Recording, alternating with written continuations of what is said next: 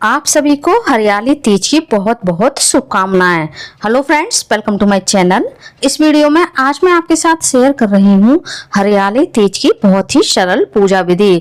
हरियाली तीज का पर्व सावन मास के शुक्ल पक्ष की तृतीया को मनाया जाता है। हरियाली तीज के दिन सुहागन महिलाएं हरी हरी चूड़ियां, हरे हरे वस्त्र और पूरे 16 श्रृंगार करके हरियाली तीज व्रत का पूजन करती हैं। सुहागन महिलाएं अपने पति की लंबी आयु और उनके अच्छे स्वास्थ्य के लिए हरियाली तीज का व्रत बड़े ही धूमधाम और हर्षोल्लास के साथ रखती हैं। 2025 में 27 जुलाई को हरियाली तीज का व्रत रखा जाएगा। तो चलिए आइए देख लेते हैं पूजा हमें कैसे करनी है। जिस जगह हम पूजा करेंगे उस जगह को अच्छे से साफ करके वहां पर आटे से हल्दी से चौक मार लेंगे। चौक के ऊपर हम एक लकड़ी का पाटा या फिर चौकी रख लेंगे और अब हम चौकी पर हरा या फिर लाल वस्त्र बिछा लेंगे। इसके बाद हम फूलों का या फिर अक्षत का आसन देते हुए शिव परिवार को चौकी पर स्थापित कर लेंगे। हरियाली तीज की पूजा सुहागन महिलाओं को पूरे 16 श्रृंगार करके करनी चाहिए और इस दिन आपको हरे वस्त्र पहनने चाहिए। यदि आपके पास हरे वस्त्र ना हो तो आप लाल या फिर पीले वस्त्र भी पहन सकती हैं। हरियाली तीज की पूजा में सबसे ज्यादा महत्व माना गया है मिट्टी के शिव पार्वती बना करके पूजा करने का। और इस पार्थिव शिव परिवार को भी हम अक्षत या फूलों का आसन देते हुए चौकी पर विराजित कर लेंगे।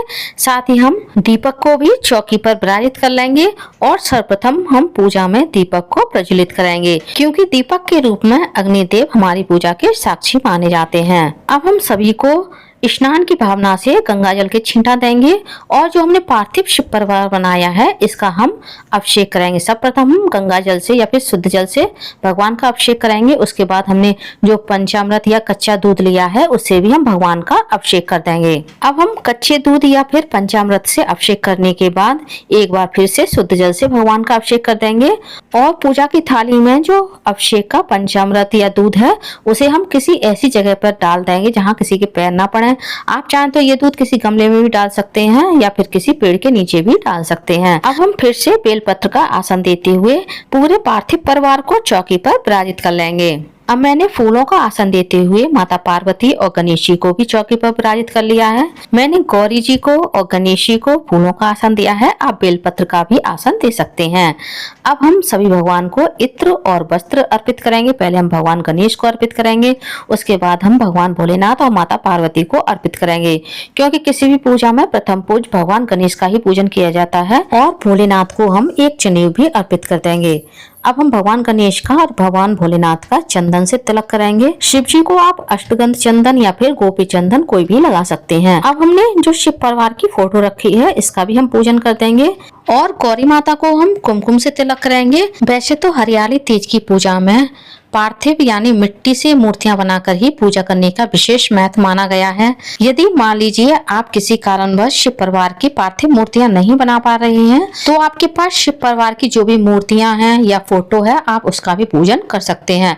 लेकिन ये कंडीशन तभी है जब आपके पास किसी भी प्रकार से पार्थिव मूर्तियां बनाने की व्यवस्था ना हो। सभी को हम अक्षत अर्पित करेंगे। साथ ही भगवान गणेश को एक हल्दी, सुपारी और धूप घास और पुष्प अर्पित करेंगे। यदि आपके पास हो तो आप शिव जी को सफेद पुष्प अर्पित करें, वरना आप कोई भी पुष्प भगवान भोलेनाथ को अर्पित कर सकते हैं। माता गौरी को हम गुलाब के या फिर गेंदा के पुष्प अर्पित करेंगे। साथ ही भगवान भोलेनाथ की प्रिय बेलपत्र भी हम शिव जी को अर्पित करेंगे। एक बेलपत्र हम माता पार्वती को और गणेश जी को भी अर्पित कर देंगे। यदि आपको आसानी से उपलब्ध हो जाए तो आप इस पूजा में शिव जी को धतूरा, भांग, शमी पत्र, आंकड़े के पत्ते, आंकड़े के फूल, मदार के पत्ते, मदार के फूल भी अर्पित कर सकते हैं। अब हम गौरी माता को 16 श्रृंगार अर्पित करेंगे। यदि आप 16 श्रृंगार अर्पित करने में असमर्थ हैं तो आप सुहाग की 5 चीजें भी गौरी माता को अर्पित कर सकते हैं, जैसे बिंदी, सिंदूर, चूड़ी, महावर, मेहंदी। अब हमने भोग के लिए जो भी मिठाई ली है या अपने घर में जो भी पकवान बनाए हैं उनका हम भोग लगाएंगे। यदि आपके यहाँ बायना निकाला जाता है तो आप बायने में पूड़ी, पुआ, पूड़ी पिटुआ या फिर खीर पूड़ी का भी भोग लगा सकते हैं। अब हमारे पास जो भी फल होगा हम उसका भी भोग लगा देंगे।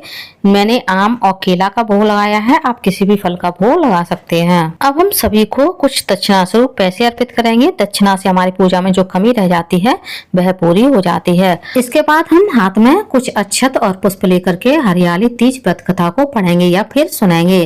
व्रत कथा के बिना कोई भी व्रत अधूरा माना जाता है। व्रत कथा पढ़ने से या फिर सुनने से हमें उस व्रत का महत्व पता चलता है। पुष्प और अक्षत को हम भगवान के चरणों में छोड़ देंगे। अब हम आरती करेंगे।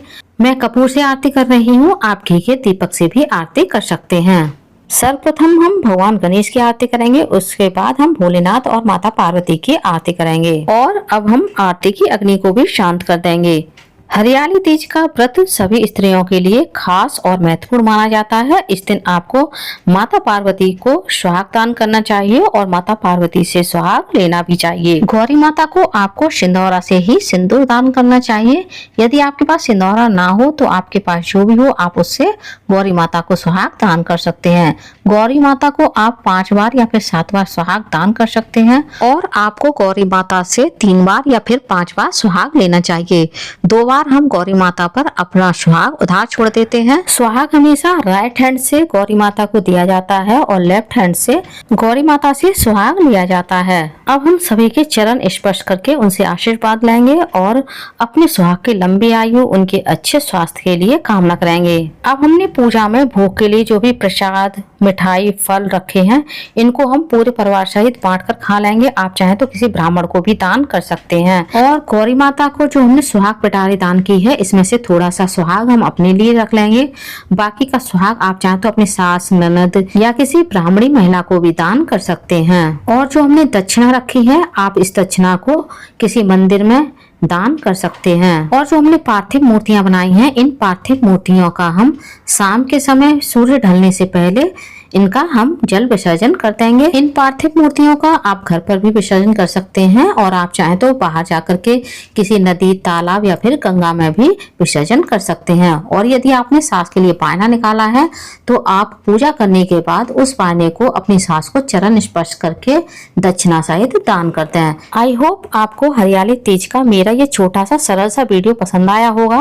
वीडियो कैसा लगा कमेंट्स करके जरूर बताइएगा। और यदि आप मेरे चैनल पूनम की आस्था पर पहली बार आए हैं तो प्लीज चैनल को सब्सक्राइब कर लीजिए।